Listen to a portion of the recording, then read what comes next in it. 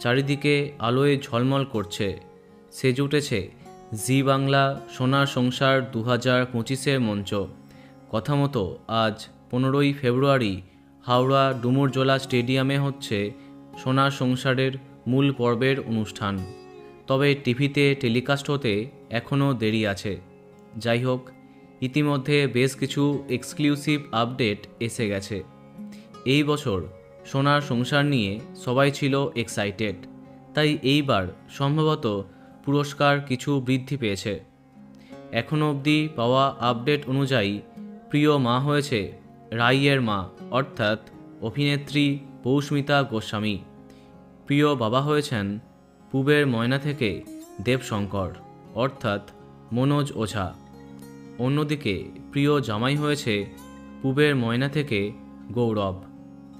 সেরা ভিন্ন স্বাদের চরিত্রের অ্যাওয়ার্ড পেল কোন গোপনের মন্দার এবং নিম ফুলের অখিলেশ।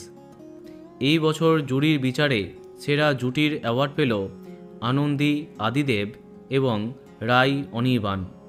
পপুলার চয়েস এখনও বাকি আছে। অন্যদিকে শ্যামলী পেয়েছে প্রিয় বৌমার অ্যাওয়ার্ড।